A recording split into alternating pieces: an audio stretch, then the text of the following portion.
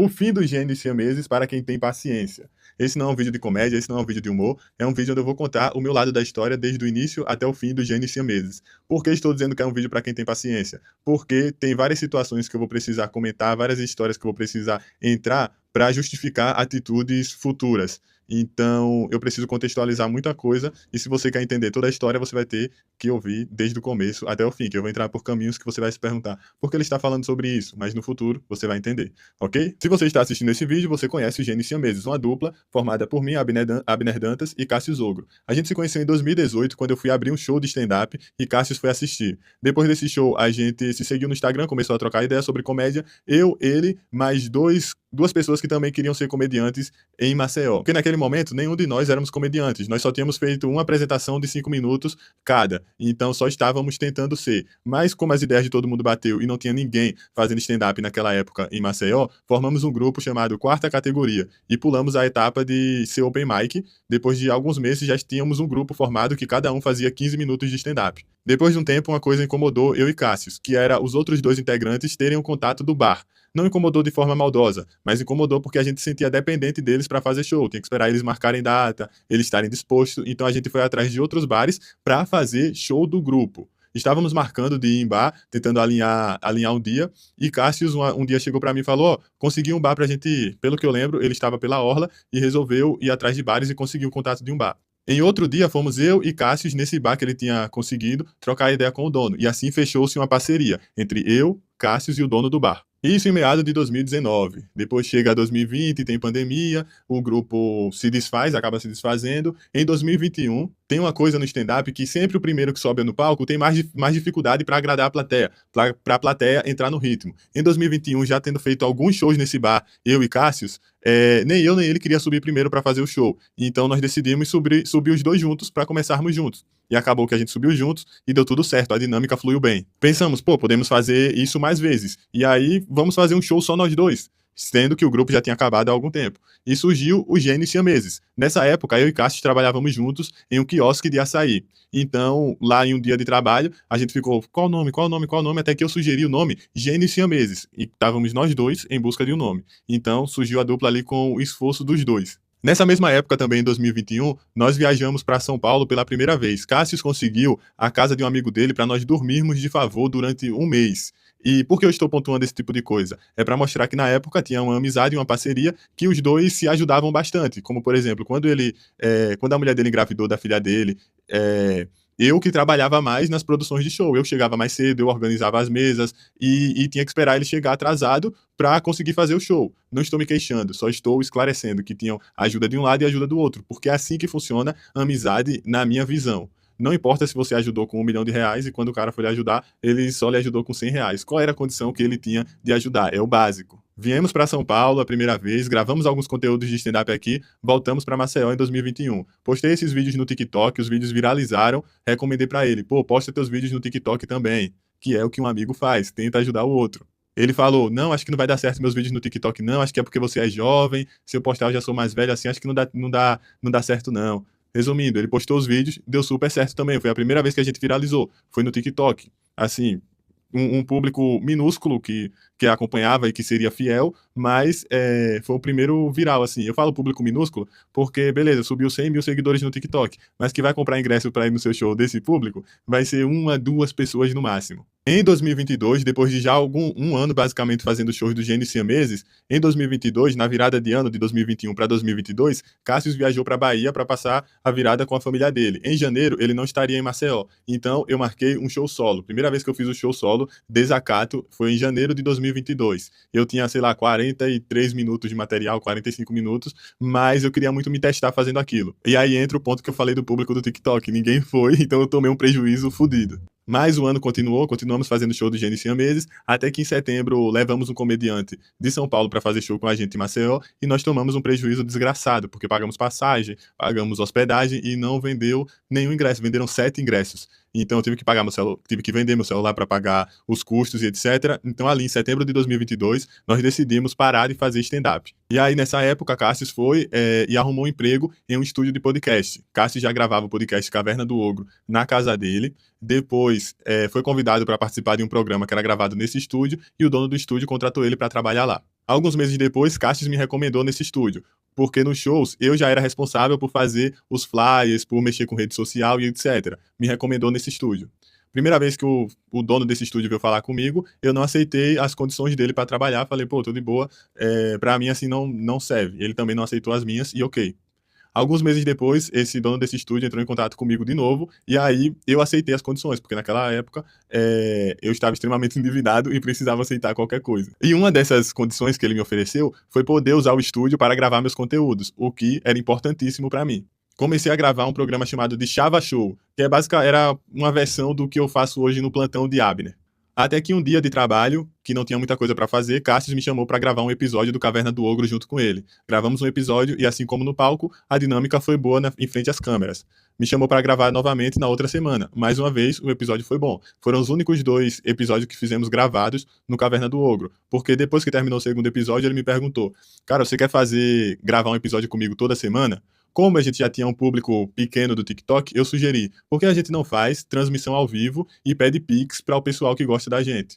Fizemos isso toda semana, uma transmissão ao vivo, começou, sei lá, com 15, 20 pessoas assistindo, e aí qual era o acordo? Como não temos custos de estúdio, nós dividimos o Pix. Depois de algum tempo fazendo, o público foi crescendo, quando tinha, sei lá, umas 100, 100 e poucas pessoas simultaneamente, o dono do estúdio passou a cobrar a hora do estúdio. E qual foi o acordo? Vamos pagar a hora com o dinheiro que entra do Pix e o que dividir, e o que sobrar, a gente divide. Ou seja, eu estava arcando também com 50% dos custos do estúdio.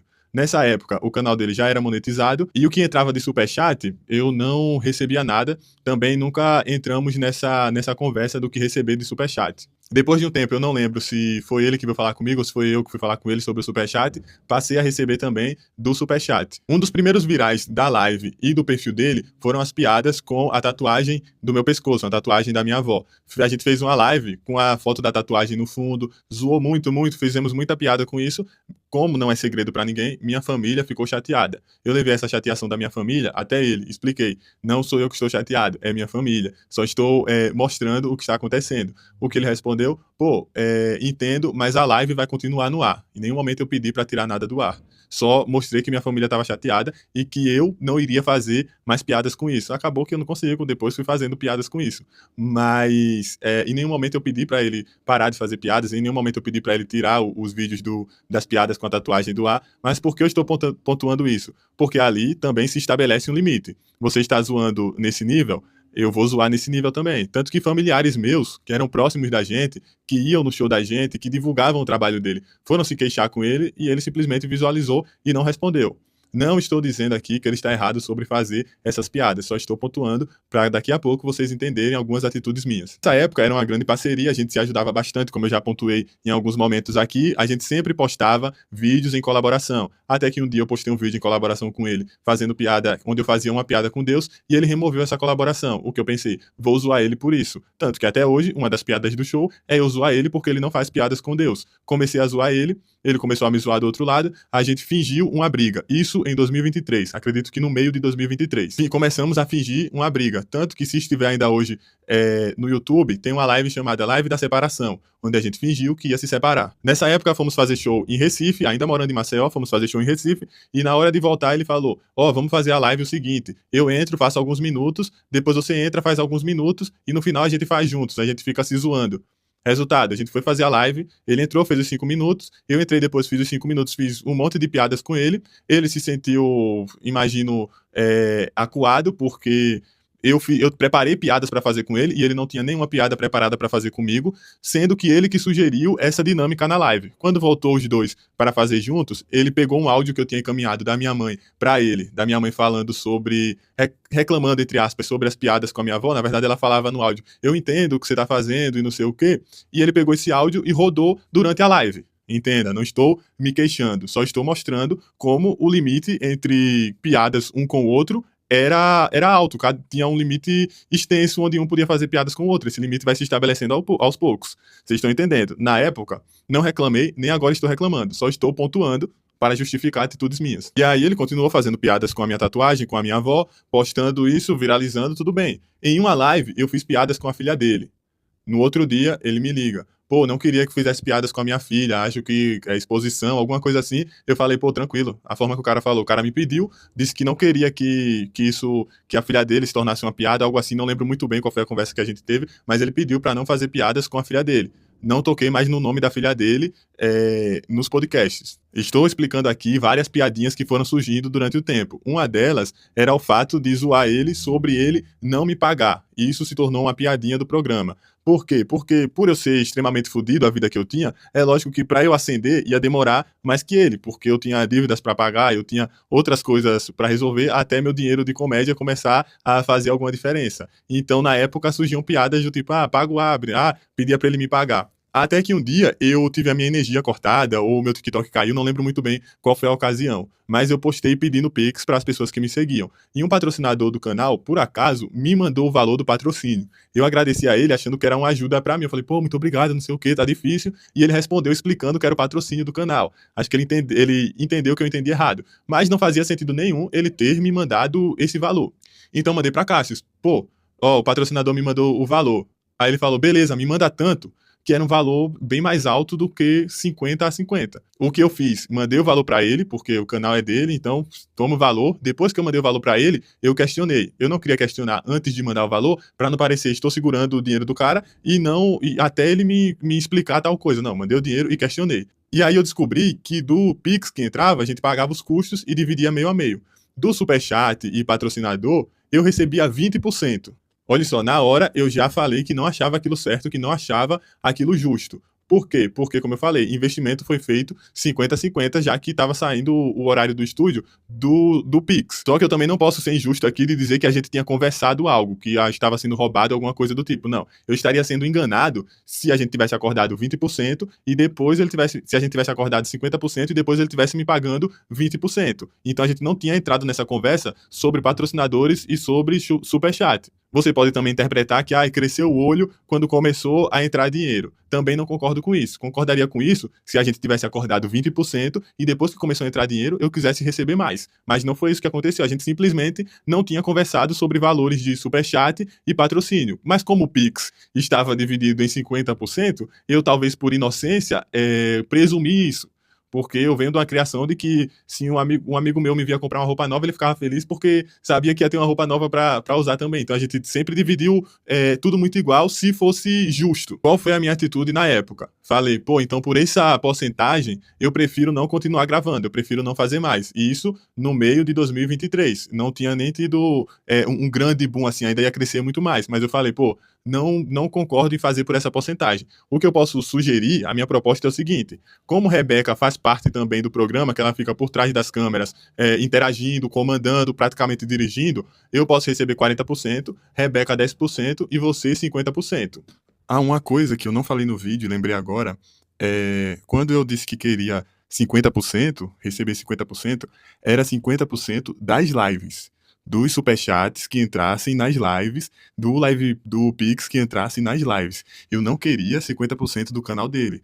Tanto que ele fazia vídeos separados. Então, na minha cabeça, qual seria o justo, no mínimo? Se tem um patrocinador, você divide o patrocinador do mês, o valor do mês pelos vídeos que foram feitos. Se foram feitos 2 vídeos em duplas e 2 vídeos separados, são 4 vídeos, 25% para cada vídeo, e eu recebo 50% das lives que eu participar, que foi assim que foi acordado. Ficou acordado que eu receberia 50% das lives que eu participasse, dos vídeos que eu participasse. Não tinha nada a ver com o canal por inteiro. Eu não queria metade do canal. Eu queria metade do que eu participasse. Passou-se 1 semana, 2 semanas, ele entrou nesse acordo. Ele topou fazer assim. O que prova 2 coisas. Ou ele entendeu o que eu estava falando e valorizou a minha presença, ou ele viu que o programa, para dar certo, precisava de mim.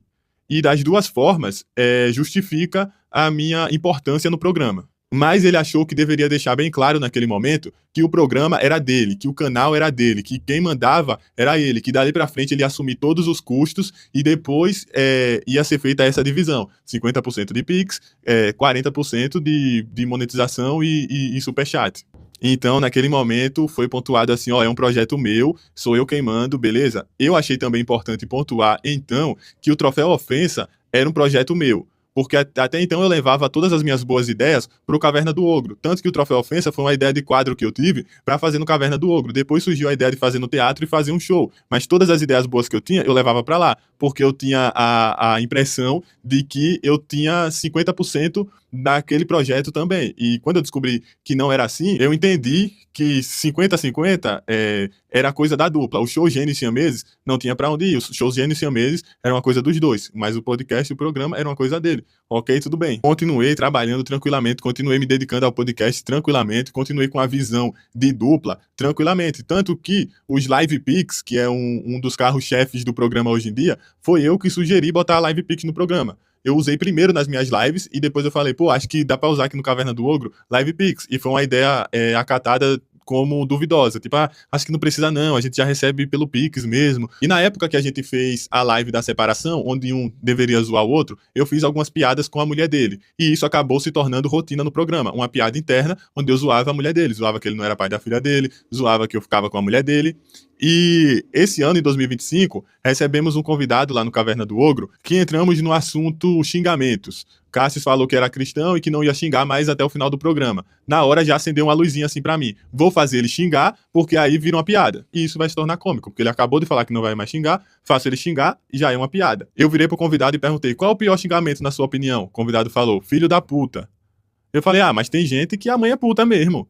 E também não é porque virou mãe que é santa. Ó Rebeca aí, que é a mulher dele. Ou seja, fiz uma piada com estrutura de piada. Na hora, ele me xingou, o que acrescenta ainda mais pra piada. Eu não chamei a mulher dele de puta diretamente. Eu dei a entender que ela não era santa. Eu nem disse ela não é santa. Eu dei a entender, ou seja, tem toda a estrutura de uma piada aí. Na hora, o pessoal no estúdio riu, piada funcionou, ok. Aqui agora, pro final do programa, eu não vou falar mais um palavrão, nenhum. Qual palavrão que você acha mais pesado assim pra falar? Pô, mano, eu não gosto que fala da mãe, filha da p. Eu acho foda, mano. Você acha pesado? Eu acho, mano. Sua mãe te criou com todo amor e carinho, aí o cara chama sua mãe de p. Não, tem mãe de gente que não criou com amor e carinho. E tem mãe também que é puta, né? Não é porque virou mãe que virou santa, né? Ó a Rebeca aí, ó. Vai te fuder, rapaz. Vai sua mãe. Xingou! Não deu 5 minutos! Xingou! Seleção. Terminou o programa, tudo bem, fui pra casa, dormi, acordei no outro dia, tinha uma ligação dele.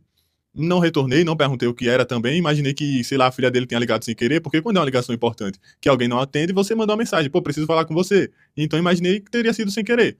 Na terça ainda, os editores que fazem meus cortes do Instagram me mandam uma piada do podcast pra eu postar.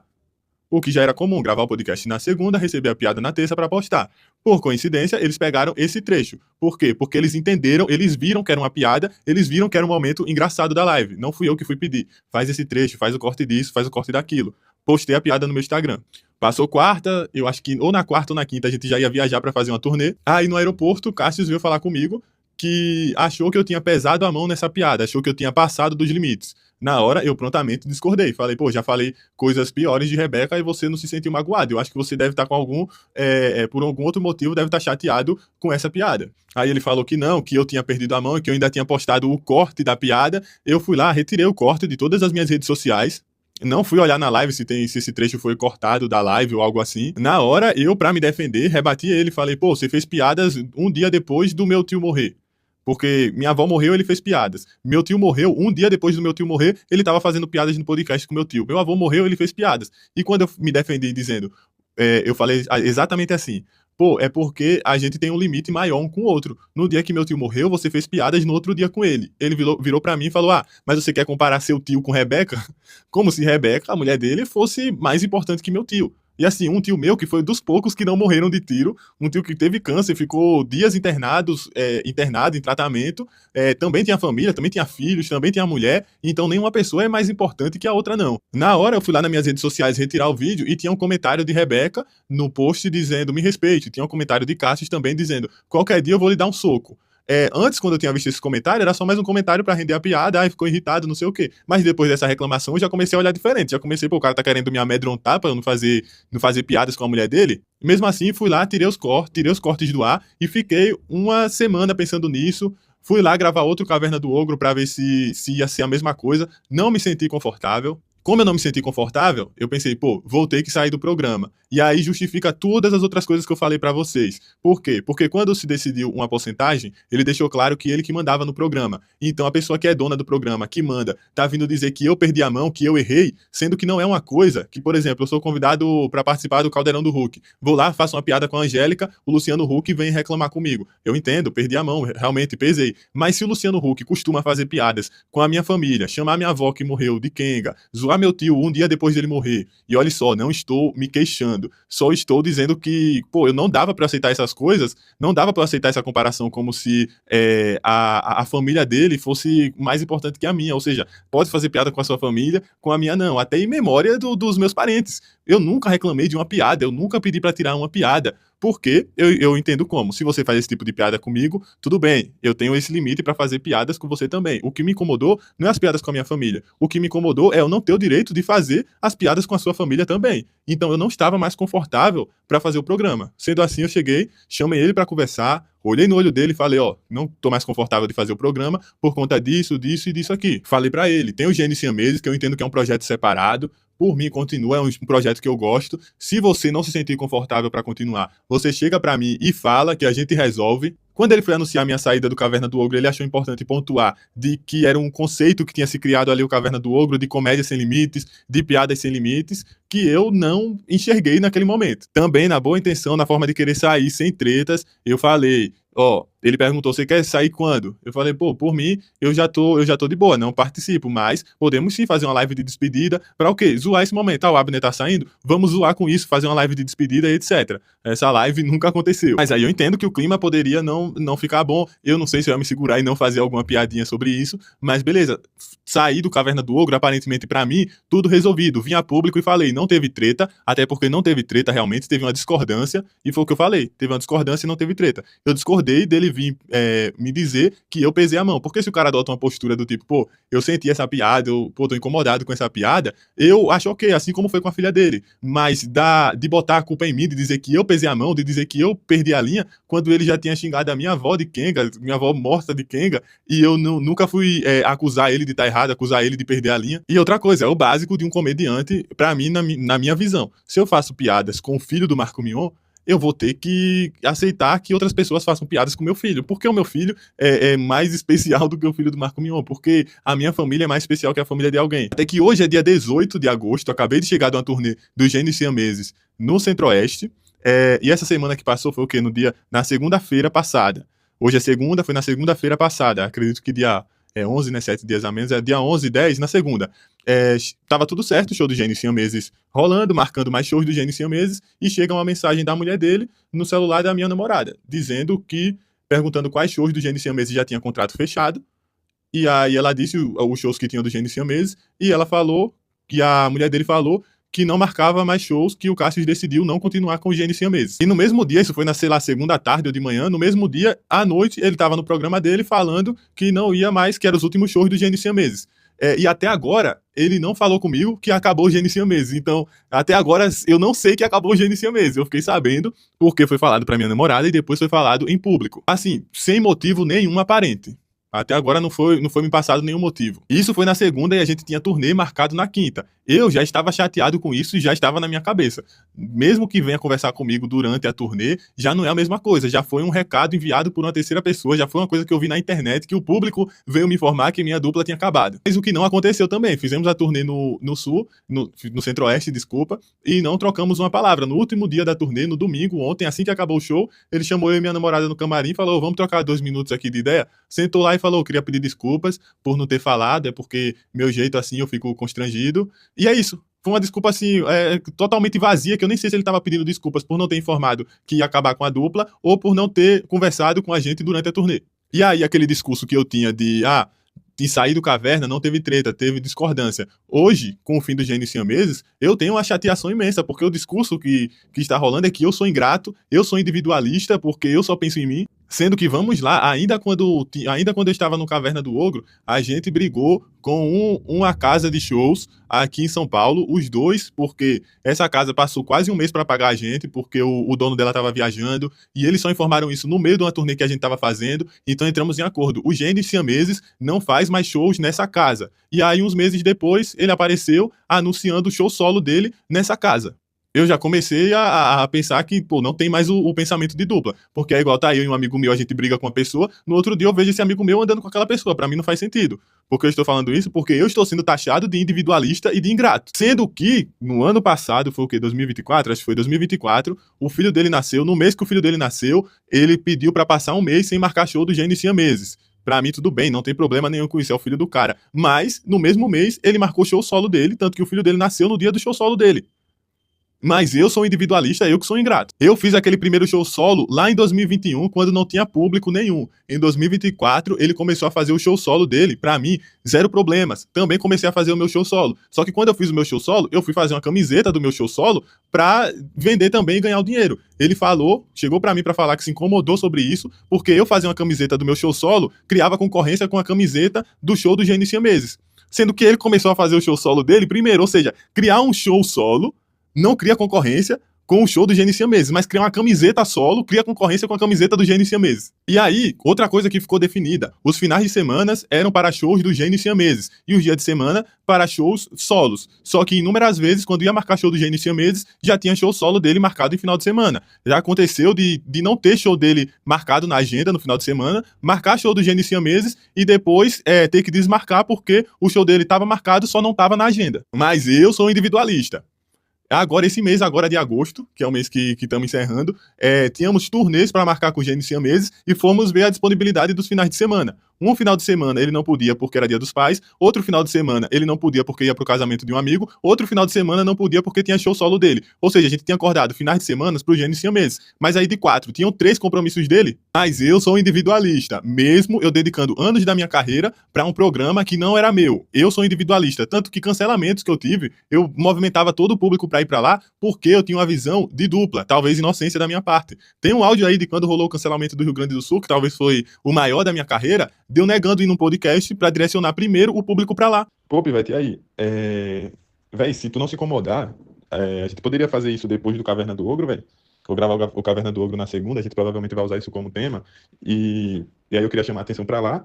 E aí, diferente de quando eu saí do Caverna do Ogro, que eu disse que não tinha nenhuma treta, só discordância, agora tem claramente um chateamento da minha parte. Meu recado agora, tudo estando esclarecido, é pra você que gosta de mim. Peço que você tenha um pouco de paciência. Eu dediquei anos da minha carreira para um programa que hoje tem meu DNA. Hoje, pelo menos quando eu saí lá, pelo menos 50% daquele programa tinha meu DNA, 50% daquele público fui eu que conquistei, e hoje eu tenho que recomeçar, tenho que buscar construir um produto novo.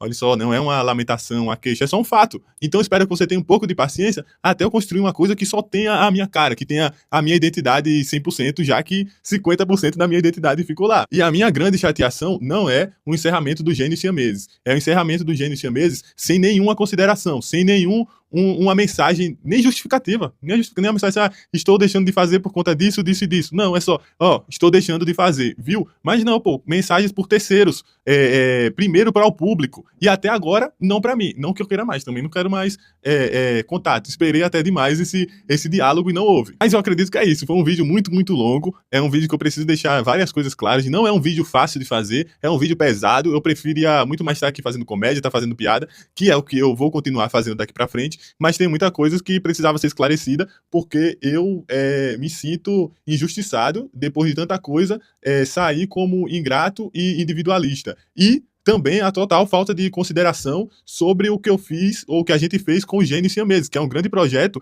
nacional, e eu não ser avisado sobre o encerramento desse projeto. Feito desliguei a câmera, lembrei de outro ponto. O discurso é de que ele não se incomodou com a piada. É que ele se incomodou de eu ter postado o corte para provocar ainda mais. Como se eu tivesse feito o corte, como se eu tivesse mandado pro editor assim, faz esse corte aqui. E mesmo se eu fizesse isso, se eu achei o trecho engraçado, eu posso fazer esse corte. Mas é uma síndrome de perseguição de que acha que eu postei o corte para provocar, de acha que eu postei o corte para incomodar. Era só mais um corte, era só mais uma piada. E por que eu estou falando isso? Porque com certeza esse vídeo aqui vai ser visto como, está falando mal de mim, está querendo acabar comigo, está querendo... E agora um recado pra você que é fã, que era fã da dupla e fica pedindo, volta, não briguem, não sei o quê. Pessoal, eu não queria que acabasse. Sendo sincero, não queria que acabasse nem a dupla, nem queria sair do podcast, mas até por consideração ao discurso que eu venho carregando há anos e carregando pra vocês. Como eu já falei, eu posso voltar a bater laje no Nordeste, mas eu não vou vender minha alma, eu não vou ir contra os meus princípios, eu não vou ir contra as coisas que eu acredito e as coisas que eu venho pregando aqui na internet há anos.